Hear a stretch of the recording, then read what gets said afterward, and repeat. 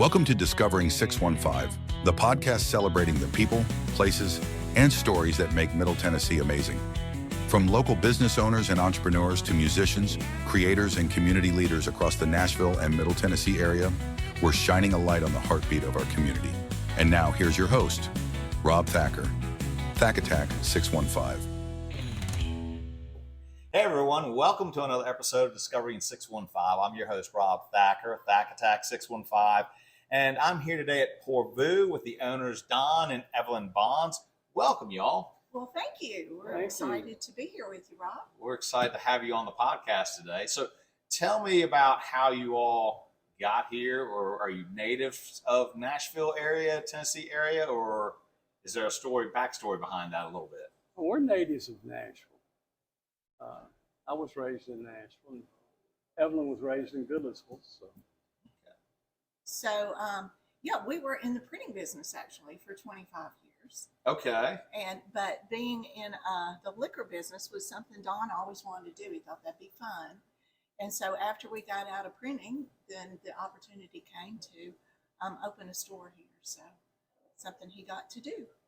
Well, that's awesome. So what got you printing to now Pour Vous? Yeah, that's a leap. What was the interest, Don, for you? Well, we did a lot of work for a lot of the distributors, and we had a good relationship with them. And it just seemed like they were always happy about what they were doing, and printing is always, it was deadline, and we did that for too many years, and we sold the operation, stayed on and managed it for 10 years, and decided it was time to do something else.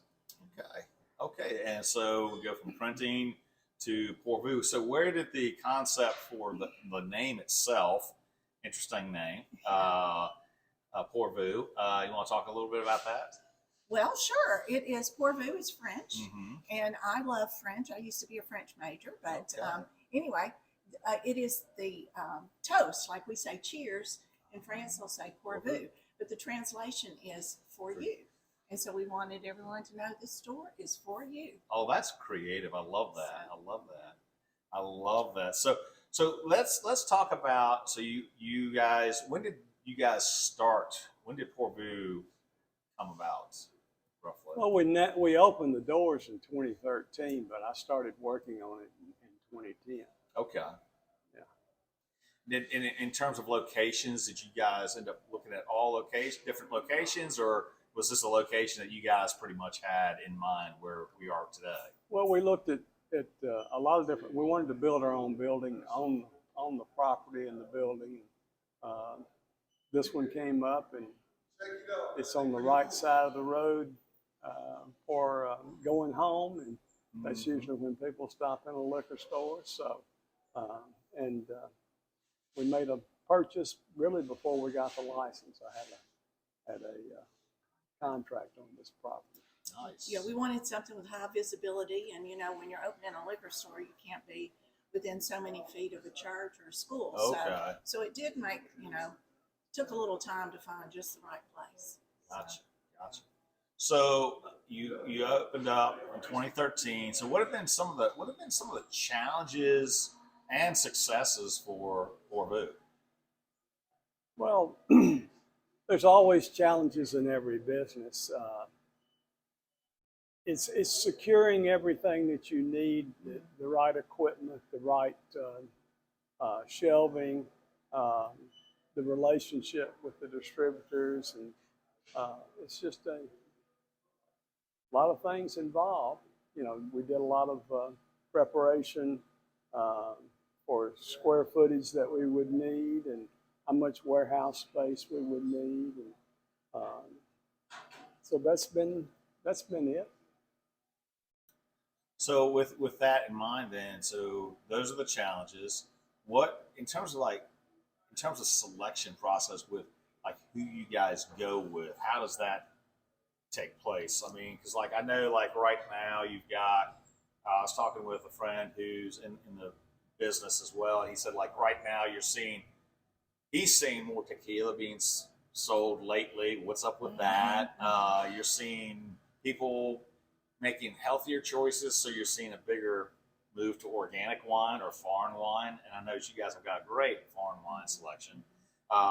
So what are some of the things that go into that determination when it comes to selection? Well, a lot of it is what the customer requests. Okay. You know, we keep up with the requests that are made by our customers. We also study, you know, there's a lot of information from our industry out there on what the top products are in any classification.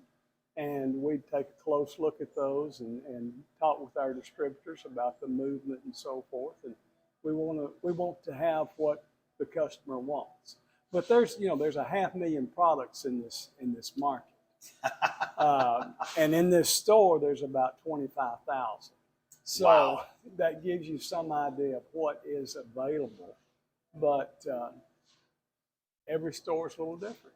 Well, I know you guys, when I walk in here, you guys have an amazing, not only selection in wine and foreign wine, but you guys also have an amazing beer selection over here. I mean, there are beers I see that you can't find anywhere else, which is amazing. Well, thank you. You know, when we started out, it was 2 stores. The law at that time, beer and liquor could not commingle. So we had 2 stores here, and the wall here was built to come down. And we had it down in 3 hours once the laws changed. Hey, that's forward thinking. Yeah. Don, that's great. That's great forward thinking there. But as he's mentioned, things change and tastes change, and you're right. Right now, tequila's growing, RTDs, canned cocktails. That's what everybody wants. What else is the? Well, there's non-alcoholic beverages are big, or they're growing.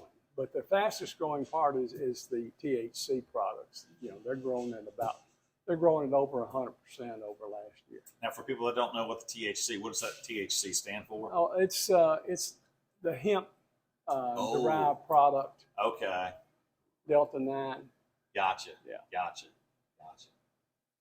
Well, that's fascinating. So you're seeing evolution in terms of the way alcohol and things change. You guys see that firsthand in terms of what people want, the taste. It's a constant change. So what if I put you on the spot for a moment? What is, in terms of your wines, what do you see in terms of your wine selection being the biggest sellers right now?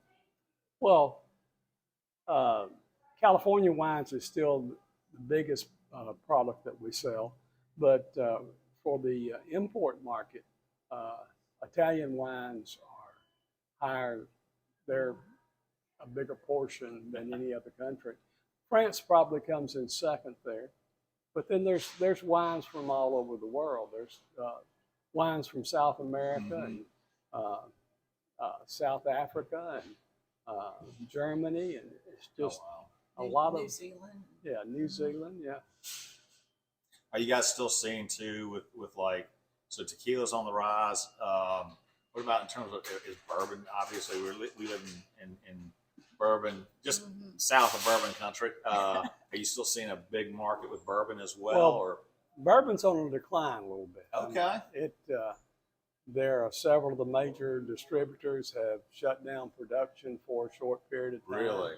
And we're starting to see some reduction in prices. That always catches up with it, because when they produce a product, it's a long term. You know, usually it's a minimum of 4 years in the cask. Some of those products are 18, 20 years in the cask. So you're doing a lot of planning in advance. Yeah. You're continuing to build supply when it goes down a little bit, and you've got to move that juice.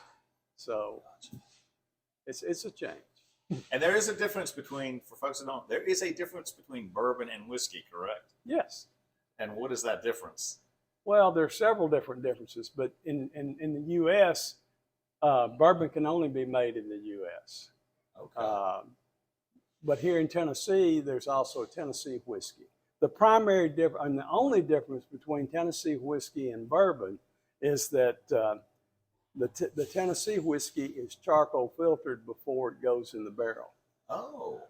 So if you took that away, it would be classified as bourbon. Interesting. Because I always thought there was a thing with the corn or whatever was used. between bourbon and whiskey as well. No, products are, there can be several different mash bills involved. Okay. It has to be bourbon, has to be 51% corn. Corn. Okay. From there, you could also be wheat, barley, rye, or a mixture thereof. Well, that's fascinating. Learn something new every day, don't you? So let's go back to your customers. What are you hoping for your customer experience when your customers come in? What do you hope for their experience to be? I want them to feel like they're welcome when they walk in the door, and I want them to be able to find what they want, and I want my people to be able to assist them if they want assistance. Great. That's fantastic. We've just found that this is like a kid in a candy store for adults a lot of the time. You know, this is something fun they get to do. So we want it to be fun and for them just to be able to take their time. A lot of them really like to go around and learn. And so we've got people on the floor that can educate them, whether they want to know about bourbon. A lot of people want to know, you know, how is that? Or different wines, to try different things. As Don mentioned, we have so many different products. It's just fun to find out what they like. And that's why we have wine tastings, complimentary all during the week, so that people can just try different products. You know, you don't really want to buy a whole bottle of something and not know what it is. So, Right. so anyway, we like it to be a fun experience. We want to treat our customers how we want to be treated. Absolutely. Which goes into an importance about how community, which is a big thing for me, is community, about being involved in the community. So how does the community receive Pour Vous, and how do you all give back into the community? I know at times I see my friend Andre from Andre's Barbecue out here. So I see you guys work with food trucks, and that's part of the community. Wonderful. But talk a little bit about that too, in terms of just community. Well, we're all about community. I mean, that's our customers. We live here. We live 4 miles down the road. So we do like to get involved and help with different fundraising events for nonprofits. We also carry a lot of local products, Nash collection hats and different foods. And then we have TriStar. We have 615 hats. Oh, wow. And again, you know, partnering with people like Andre and other food trucks to give them exposure. So. That's awesome. That's awesome. That's great. That's important in our day and age about community. I feel like we've sort of lost that a little. So I always like hearing these stories about community. So, well, also, you know, like with any small locally owned business, that gives the flavor to the community. And so we want Nashville and Hendersonville and 615 to continue to be a destination for out of town people. And if you just have all big box stores, then there's no reason for someone to visit. Right. So a lot of our customers bring their guests when they're visiting for the wine tastings and everything, and introduce them to us. And they're just really wowed, because a lot of places, they don't have stores like this. So that's awesome. That's awesome that you guys are able to do that. So let's ask this question too. Any thought of what the future of Pour Vous? Anything changing or staying the same or branching out more? Or I don't think we have any plans to increase or anything at this point. We just, you know, we want to continue to grow our market and invite more people in. Yeah. And too, when you had said you guys feel like it's all feels like family too. People bringing it in. Pour Vous, why would you do that unless you had the opportunity to, right? And you thought about it. If it was a good idea. That's awesome. So what advice do you all give for someone who's thinking about getting into this industry? This industry? Yeah.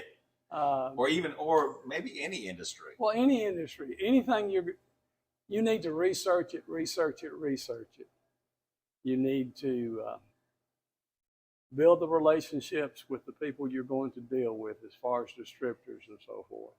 And you need to have at least 2 budgets, a best case budget, a worst case budget, and make sure you can live on the worst case. Gotcha. That sounds like great advice. And then in terms of people getting into this industry, I mean, same thing, or? I don't really have any additional. I mean, if you're interested in this industry, then you've got to find the right location. You don't want to go to an area that's too saturated. That's all part of it. That's a good point. It's a great point. It's a great point. So, where can people find you besides coming here? Yeah. And saying hello? Are you all have a website, Instagram account, any social media that you all have out there? All of that. Facebook. We have Instagram. We do have an app, and you can do curbside ordering. Oh, wow. And come and pick it up. DoorDash delivers. Okay. And we're of course Instagram and Facebook. And I'm assuming the social media is Pour Vous? Pourvou.us. Yeah. Pourvou.us. Okay. Good to know. Great to know. Well, thank you all for coming on this episode of Discovering 615. It's been fascinating, and we enjoyed our conversation. Well, thank you. We're honored that you would want to talk to us. So we appreciate it. Great. And be sure to follow Discovering 615 and share this episode with someone you know. Thanks for tuning in to Discovering 615. And as always, find your place, find your people. 615. God bless.